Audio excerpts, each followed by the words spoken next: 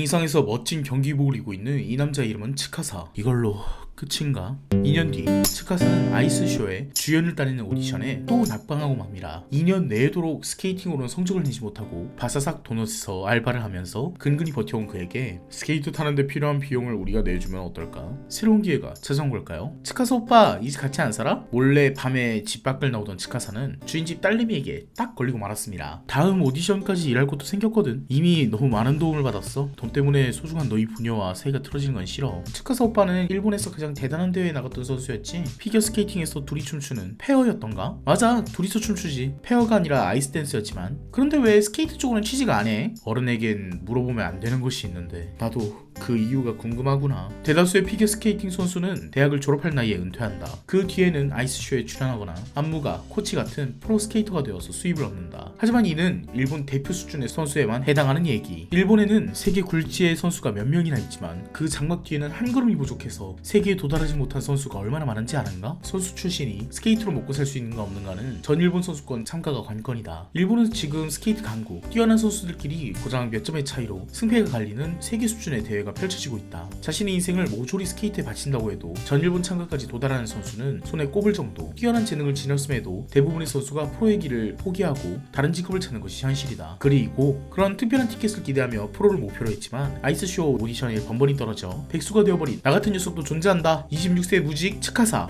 과거부터 했던 것은 스케이팅. 벌써 4시인가? 초등학생들이 늘어나기 시작했군. 평일인데 이렇게 많다니. 전 일본을 누리려면 5살 때부터 시작해야 된다고들 말한다. 나도 저렇게 어렸을 때부터 본격적으로 시작했다면 지금과는 달랐을까? 중학생에다가 초심자? 지금부터 선수를 목표로 한다고? 14살? 농담이지? 클럽에 들어가지 않으면 코치를 만날 수 없다. 나는 클럽에 들어가지 않고 지역단체의 스케이트 교실에 들어갔다. 잘하고 싶어서 독학으로 연습했고 비싼 입장료를 내기 위해서 필사적으로 일했다. 그리고 20살 무렵 아이스댄스라면 지금이라도 선수로서 가르쳐주겠다고 하는 코치가 나타났다. 이때 아이스댄스로의 전향은 내가 스케이터로 살아가기 위한 마지막 선택지라는 사실을 깨달았다. 간신히 만난 코치를 눈앞에 두고 줄곧 쫓던 싱글 선수가 된다는 꿈에 종지부를 찍었다. 싱글에서 아이스댄스로, 현역 선수에서 아이스쇼 출연으로 부딪히는 현실을 맞춰서 꿈의 형태를 바꾸며 피겨스케이팅에 매달리고 있다. 공상이 빠져있을 때쯤 츠카사는 한 아이를 만납니다. 신발 대여 카운터에서 달려오는 아이. 안녕, 잠깐 미안한데 확인하고 싶은 게 있어서 오늘 혼자 왔니? 입장권 좀 확인해볼 수 있을까? 눈을 돌리는 아이. 돈은 냈어? 도망칩니다. 붙잡았습니다. 뭐? 접수 아저씨에게 지렁이를 주면 그 대신 링크정에 들여보내준다고? 공짜로 들어간 게 아니야? 자초지종은 이랬습니다. 이 아이는 접수한 세코마 할아버지가 아기새를 잔뜩 기르고 있으니 지렁이를 한 봉지 모아오면 입장권과 교환해준다는 얘기를 듣고 열심히 지렁이를 모아다가 링크정에 들어오고 있었던 겁니다. 착한 아이네요. 지렁이는 좀 아니지만 그 착한 아이는 피겨스케이팅 책에 수십 번 글을 써가며 연습하고 있었습니다. 엄마는 다치니까 안 된다고 혼자라도 열심히 연습하며 스케이트를 배우는 아이들처럼 될 수 있지 않을까 해서 나쁜 짓이란 건 알지만 조금만 더 실력을 키우고 싶은 마음에. 제대로 말해봤어? 어머니에게 제대로 하고 싶다고 말해봤어? 설마 계속 비밀로 해온 건 아니겠지? 아무리 좋아한다고 해도 말로 전하지 않으면 몰라. 이건 내가 아는 나고야의 FCS 이름과 연락처야. 대회에 나가려면 스케이트 클럽에 들어가서 코치에게 배워야 해. 선생님은 어느 클럽 코치인가요? 요즘 어린 놈의 새끼들은 그냥 어른에게 하면 안 될 말만 골라서. 나? 난 딱히 코치 같은 게 아니라. 지금 몇 학년? 5학년이요. 10살이나 11살인가. 진지하게 선수를 목표로 한다면 아슬아슬한 나이네. 집에 가면 어머니께 바로 부탁해봐. 그럼 안녕. 바로 되갚아주네요. 츠카사를 부른 용무는 다름 아닌 우리 클럽의 어시스턴트 코치가 되어줘. 츠카사의 전 아이스댄스 파트너였던 타카미네 히토미의 클럽에서 일해달라는 부탁이었습니다. 츠카사, 옛날에 은퇴하면 코치가 되고 싶다고 했잖아. 예전엔 분명 그렇게 생각했지만 하지만 그럴 순 없어. 난 실적이 없으니까. 실적이라니 전일본 나갔잖아 나랑. 그 전일본은 다들 네 실력 때문이라고 생각하고 있지. 아무도 내 실력이라고 생각하지 않아. 나조차도. 둘이서 나간 거잖아 전일본. 미안해. 그렇게 말해주는 건 고맙지만 그 시절에 꿈꾸던 스케이터가 되었는가? 생각하면 아무런 실감이 안 들어. 운이 좋아서 전일본에 나간 내가 지도자가 된다는 건 사기 같아서 무서워. 잠깐 츠카사, 코치가 되고 싶다 아니다를 떠나서 지금 그거 진심으로 하는 얘기야? 하지만 츠카사 너는 얘기가 끝나기도 전 그 아이가 엄마를 데리고 나타납니다. 초심자인 아이에게는 스쿨을 추천드려요. 일주일에 한 번이면 레슨비도 비싸지 않고.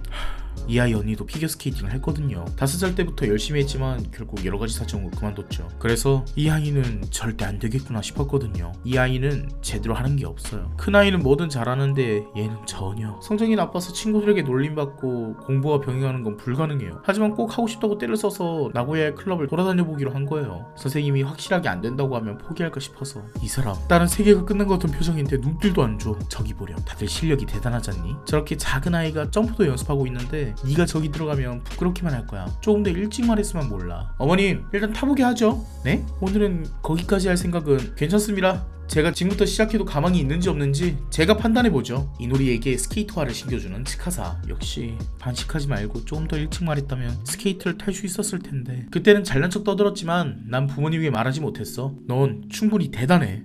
빙상에서 준비하는 유이츠카. 그리고 이런 만화가 늘 그렇듯 빙판 위에서는 그야말로 다른 사람, 천재예요 천재. 이 녀석은 전혀 무서워하지 않아. 보통 초심자라면 넘어지는 게 두려워 혼자서 못하는 것도 이 아이는 해낸다. 혼자서 이만큼 기초를 쌓았다고. 그렇게 유이츠카 이노리는 그렇게 원하던 스케이팅을 해보지만 이렇게 잘 탈이라고 생각진 못했지만 이제와 시작한다고 이 아이가 성공할 것 같진 않아요. 어른이고 어린이고 자꾸 츠카사 마음을 후벼 파네요. 이 아이에겐 스케이팅을 시키고 싶지 않아요. 큰 아이를 보면서 생각했어요. 스케이트를 시키지 않았다면 다른 걸 할 수 있지 않았을까 하고. 난 지금이 싫어. 난 스케이트가 정말 하고 싶었어. 자신도 무언가 잘하는 곳이 가고 싶다며 엄마에게 울며 말하는 유이츠카. 그럼 곧바로 시작하게 하죠. 쿨하네요. 제가 이 아이의 코치가 되어 스케이트를 가르치겠습니다. 실패했던 나만이 이해하는 감정이 존재한다. 실패했던 나만이 발견하는 재능이 존재한다. 전 일본 선수권에 참가할 수 있는 선수를 키워보겠습니다. 이것이야말로 내가 스케이터로 할 수 있는 일이야. 잘 부탁드립니다. 그렇게까지 선생님이 말씀하신다면. 유이츠카 이노리와 아키오라지 츠카사. 오늘부터 각자 새로운 생활 시작입니다. 미소가 누구보다도 천재! 츠루마 이카타 작가의 메달리스트입니다. 피겨스케이팅. 사실 한국에서 김연아 선수가 나오기 전까진 저는 이런 종목이 존재하는지도 몰랐는데요. 일본에서 원래 잘 나가는 종목이기도 하고 유럽에서부터 시작된 엘리트 종목이라서 시간도 돈도 매우 많이 소요된다고 합니다. 이건 스포츠고 저건 예술이야. 조금 케이스가 다르긴 하지만 제 옆에서 빈둥거리던 피아니스트 이승민 씨한테 물어보니까 피아노 기준으로 클래식 대회 입상 수준의 선수를 만들고 싶다면 교수 레슨과 꼬마 강사 레슨을 주 3, 4회 받는다는 가정하에 주 4시간 레슨에 월 200 정도 들고 그 외 부대 비용과 뇌물 비스무리한 것까지 합치면 거의 월 400 가까이의 육선 비용이 든다고 하네요. 이건 뭐 클래식 연주자 기준이고 예술가는 인맥과 눈도장이 실력만큼이나 중요해서 발품 파는 비용이 더 많다고들 하시지만요.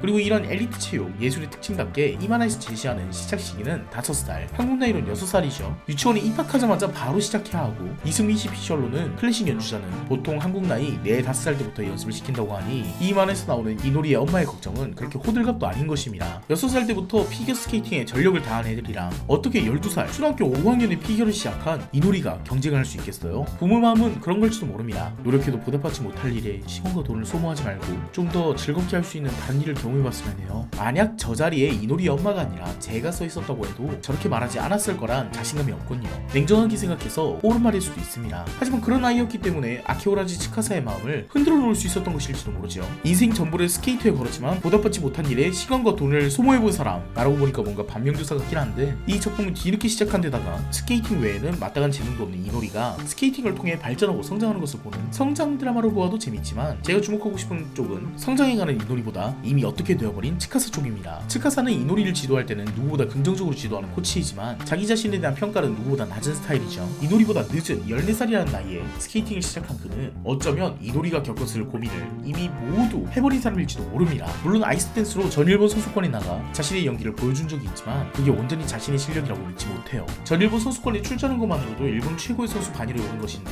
그가 유달리 자신을 저평가하는 이유는 바로 그 전 일본 선수권에서 자신이 리프트에 실패해서 메달을 따지 못했기 때문입니다. 자격지심이 생길 만도 하죠. 그는 빙상을 사랑했지만 빙상은 그에게 절망만을 주었습니다. 지난 리뷰인 100m에서는 주인공인 고등학교 때까지는 1등이라고 했지 아키오라지 츠카사는 시작부터 늦었고 끝까지 벽을 넘지 못한 사람이죠. 오히려 100m의 주인공보다 이쪽이 더 와닿는 사람이 많을 것 같아요. 자신에게 재능이 있다는 것을 아주 어릴 적부터 알고 이용한 사람보다는 자신에게 재능이 있음에도 너무 늦어버린 걸 안 사람이나 혹은 아무리 해도 넘을 수 없는 상대가 있음에 절망해본 사람이 더 많을 테니까요. 그에게 벽만을 세운 빙상에 그는 왜 끊임없이 도전했을까요? 그는 왜 스케이팅을 포기하지 않을까요? 이 작품은 그 이유 중 하나인 요다카 쥘을 만나면서 조금씩 풀립니다. 아키오라지 츠카사는 어린 시절 요다카 쥘의 연기를 보고 피겨를 시작했지만 그는 요다카 쥘과 같은 위치에 서긴커녕 한 번도 경쟁조차 해본 적이 없습니다. 존경하는 선수와 싸워보지 못하다니 너무 슬픈 일이지만 오히려 그게 더 흔한 일이니까요. 오히려 이노리의 육성을 위해서 경기장에 찾아갔다가 만난 요다카 쥘이 아이스댄스를 하다가 리프트를 실패한 츠카사를 기억해줬다는 것만으로도 감동을 받을 정도의 차이. 요다카 쥘이 지금 청소년부의 1등 선수인 히카루를 키우고 있다는 것을 알게 되자 이노리가 히카루에게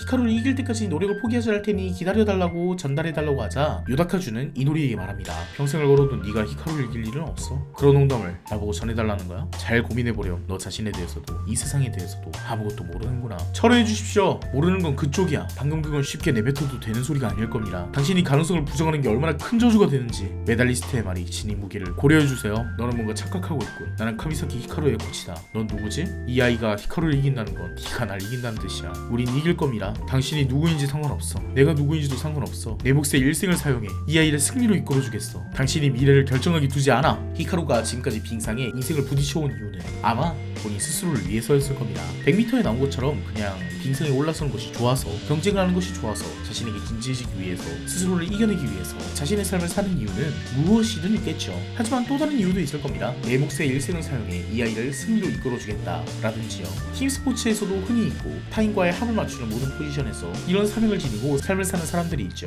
누군가를 최고로 만들기 위해서 그의 삶을 희생하는 사람들이요. 물론 그런 시각도 있습니다. 감독과 코치는 선수 생활에 실패한 사람 아니야? 선수로서 한물 간 사람들이 하는 일 아니야? 우리가 하는 스포츠의 감독 혹은 코치들이 지도자로는 훌륭해도 선수로 큰 두각을 못 보이기 때문에, 혹은 선수로는 훌륭했던 선수들이 지도자로는 큰 의미가 없었던 경우도 많았기에, 어쨌든 전면에 서는 것은 선수이고 코치나 감독은 뒷면에 서 있기 때문에 코미디를 해도 오더씨가 돋보이고, 미식축구를 해도 쿼터백이 돋보이고, 축구를 해도 스트라이커가 돋보이지만 타인을 위한 삶을 사는 사람들에게도 선수의 못지않은 열정이 있음을 이만한 이상 보여주고 있습니다. 애초에 코치가 주인공이라는 점에서 그렇죠. 다만 이 작품이 단순한 코치 찬멸하기에 그에 대적하는 요다카 슌이 츠카사보다도 뭔가 정신 나간 사람으로 그려져서 마냥 긍정하는 모양으로만 그려지진 않습니다. 가령 요다카 슌은 아예 그의 인생을 히카루의 인생과 동일하게 여기고 있죠. 이노리가 히카루를 이기는 것은 츠카사가 자신을 이기는 것과 같다고 볼 정도로, 지도자가 곧 선수고 선수가 곧 지도자라는 듯이 아예 히카루로 제2의 선수 생활을 한다는 듯이 그런 냄새를 풀풀 풍기고 있어요. 아무리 봐도 요다카 슌 사이드가 그리 긍정적으로 그려지진 않기 때문에